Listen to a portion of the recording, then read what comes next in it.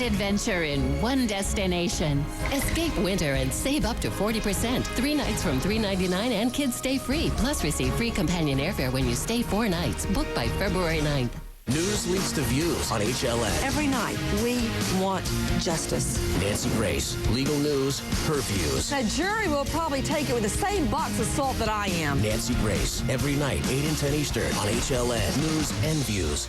Morning Express with Robin Meade. Tomorrow morning, starting at 6 Eastern on HLN. News and views.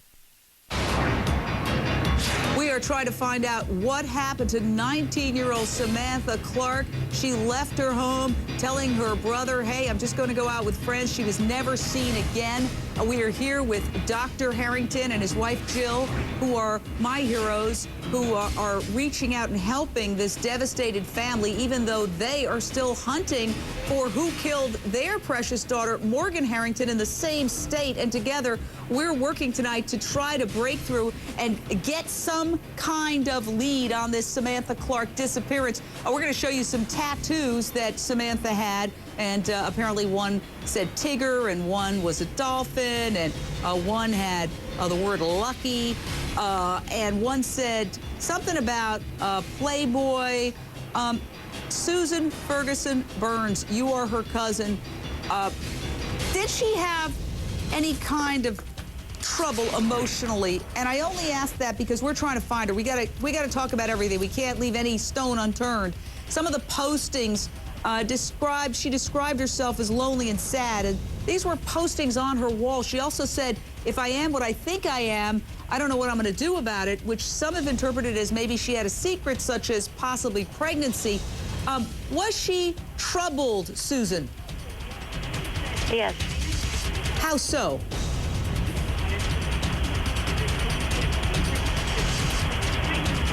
How so, Susan?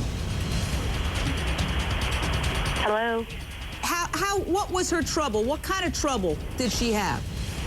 None that we were really aware of until we seen some of the postings. So, in other words, you're learning at the same time that we're learning that she had sort of this secret life where she was troubled and sad, which certainly, yes. Shellee Hale, psychic investigator, is not unusual for a 19-year-old. What teenager hasn't had angst? What are you learning from the family? Because I know that the family is working with you to try to solve this case. Shellee. Well, originally I heard that there was a gentleman that the mother and the daughter had met at a bar, and he had refused a polygraph test.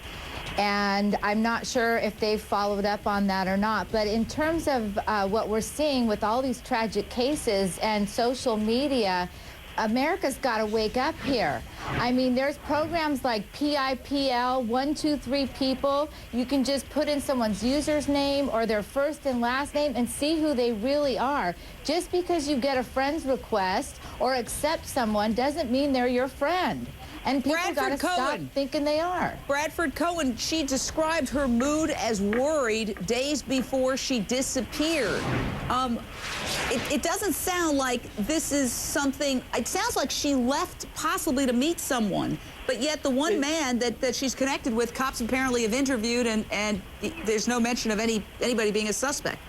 No, it certainly sounds that way. And what the police would be doing at this point is going through the records of MySpace, going through the records of Facebook, seeing who texted her, who emailed her, seeing who she made her last phone call to, or who made the phone call to her before she disappeared.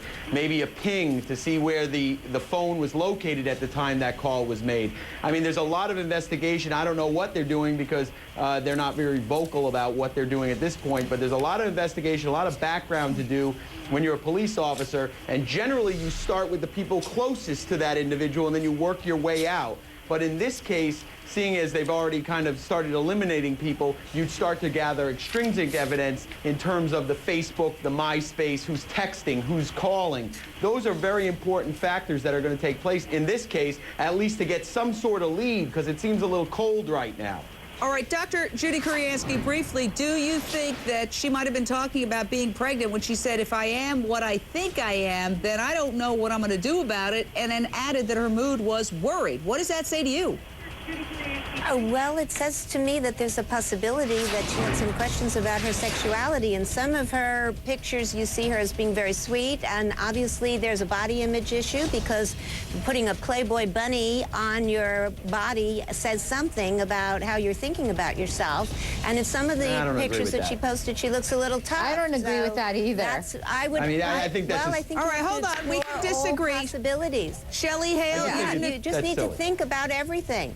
You know, there was a gentleman that actually called the house that night 6 times right before she left. I think they know who possibly is involved here. And I think, you know, it's one of those cases, again, where they don't have the ability to do a no-body prosecution. Susan, and we've got to find the body. Susan, do you know about somebody calling the house 6 times a man the night she disappeared? No, this is the first that we are hearing about this. Well, I have to say that we're just about out of time, but I want to once again thank Dr. Harrington and Jill and tell you that we're not going to let go of either of these stories, and we're going to stay on top of the tragic murder of your daughter and hope you find justice. Thank you again. Up next, the homeless man with a golden voice. You won't believe what happened. At first, sure, they couldn't do enough for me. If anything, it was a little too much. But the moment they had my money, nothing. No phone calls, no feedback, no, here's how your money's doing. I mean, what about a little sign that you're still interested? Come on, surprise me. A go-to person to help you get started. Regular detailed analysis of your portfolio.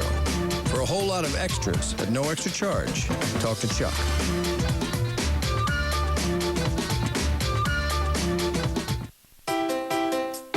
Naturally colorful vegetables are often a good source of vitamins, fiber, or minerals. And who brings you more natural colors than Campbell's condensed soups? Campbell's. It's amazing what soup can do. Imagine what these 2 quarters could do. Imagine if you could use them to deliver life-saving medicine and nutrition directly to a child who would die without it. I can't imagine a better opportunity to save the life of a child like this.